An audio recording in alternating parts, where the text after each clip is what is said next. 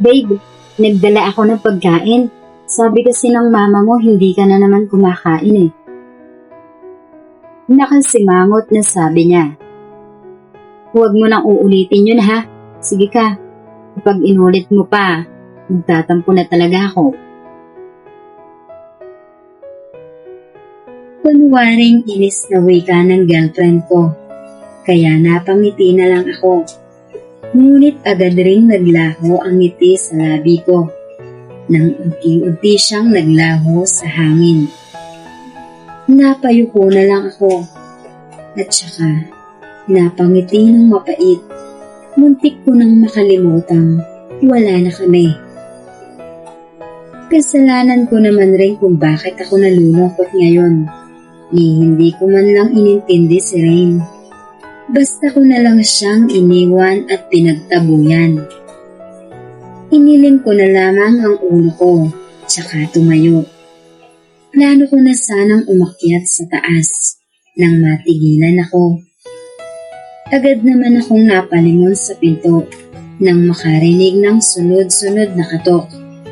Ilang segundo pa akong nanatili sa pwesto ko bago nagbukas ng pinto. Bahagya pang nangunot ang noo ko nang bumungad sa akin ang kuya ni si Rain. Kuya Sean, Punot noong tanong ko. Napaguntong hininga naman siya, saka matipid na ngumiti. pwede ka bang sumama sa akin kahit saglit lang? Nagsalubong naman ang kilay ko, at sa hindi malamang dahilan, ay bigla na lang akong kinabahan.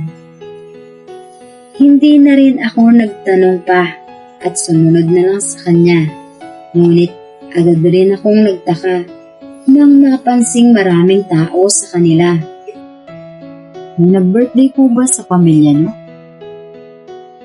Hindi niya naman ako sinagot, kaya napakamot na lang ako sa batok. Lumingan-lingan na lang ako sa paligid. Bahagyaring nangunot ang noo ko nang makakita ng mga nagbabaraha at nagbibinggo. Mayroon ring pulis na kalalabas lang. Huminga na lang ako ng malalim, tsaka pumasok sa loob. Nang makapasok ako, ay bigla na lamang bumigat ang pakiramdam ko. Mas dumagdag pa sa kaba ko ang iyakan ng mga tao. Iniling ko na lang ang ulo ko. Pilit na inalis ang mga walang kwentang bagay sa utak ko. Sumunod na lang rin ako sa kuya ni si Rain, papunta sa unahan. Ngunit parang pinipiga ang puso ko. Sa bawat paghakbang ko, palapit sa harapan. At ganun na lang ang paninikip ng dibdib ko nang makita ang larawan niya sa ibabaw ng kabaong, kasabay ng pagpatak ng luha ko. Agad naman akong napailing habang nakatitig sa salamin. Hindi ito totoo. Paano? Hindi ko na naituloy pa ang sasabihin ko dahil tuluyang pumatak ang luha ko. Napalingon naman ako kay Kuya Sean nang may ilapag siya sa ibabaw ng salamin. Nakita ko to sa kwarto ng kapatid ko. May nakalagay na pangalan mo, kaya ipinatawag kita rito.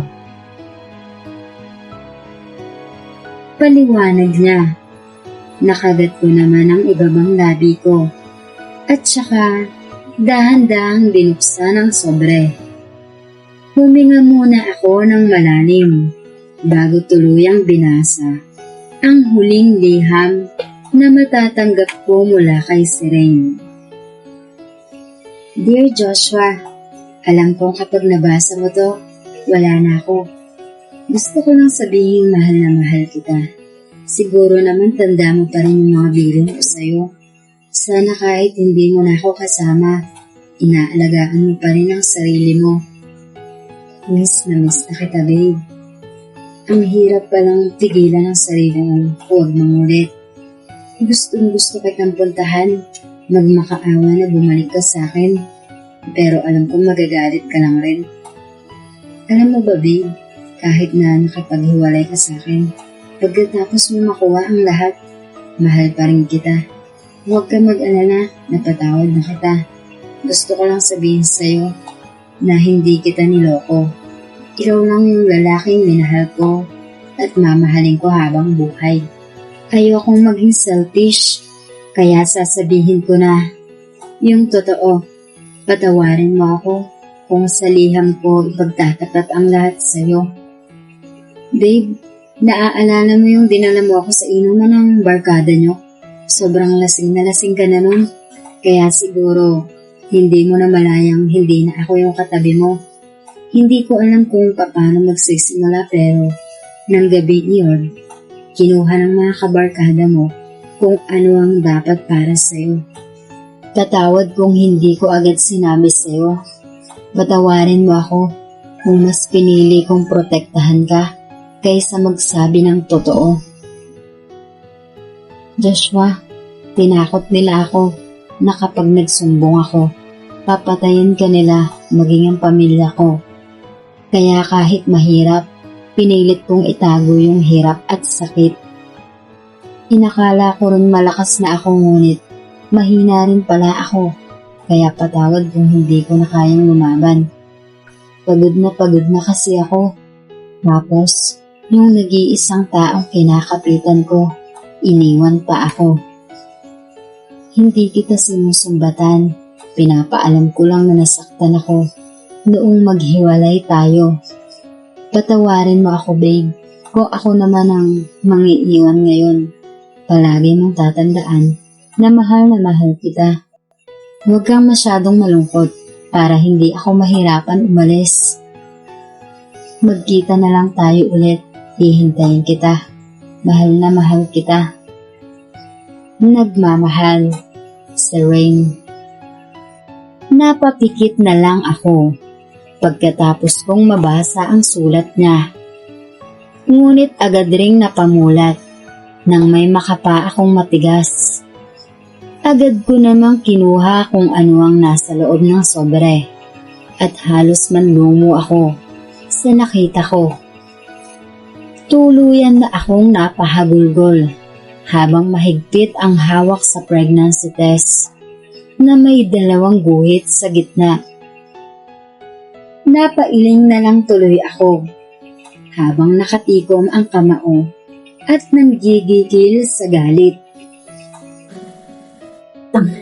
Mga hayop sila. Papatayin ko sila. Galit na sigaw ko habang tumutulo ang luha ko. Joshua, huminahon ka. Tinabig ko naman ang kamay niya. Huminahon?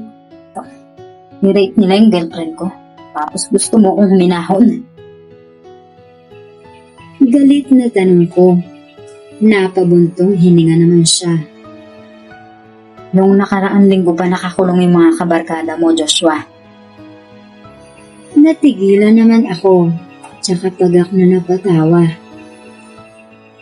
Kaya pala hindi na sila nagpupunta sa bahay, ay dahil nakakulong na pala sila.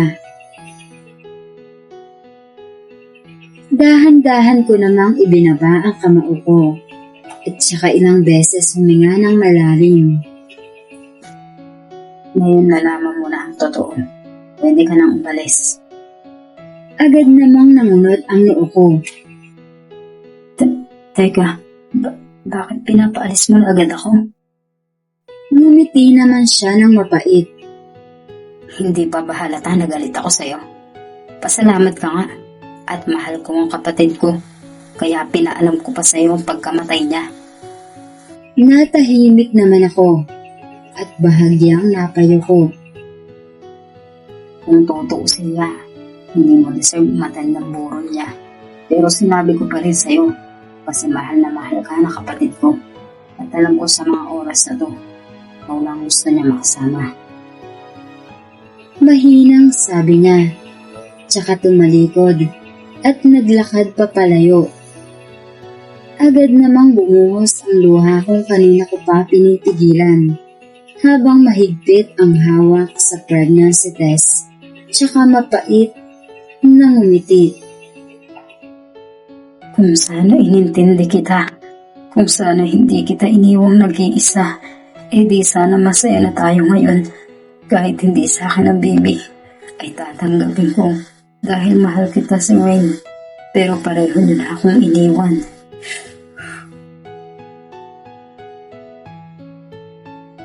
Malungkot na wika ko. Huminga na lang ako ng malalim, tsaka hinaplos ang salamin.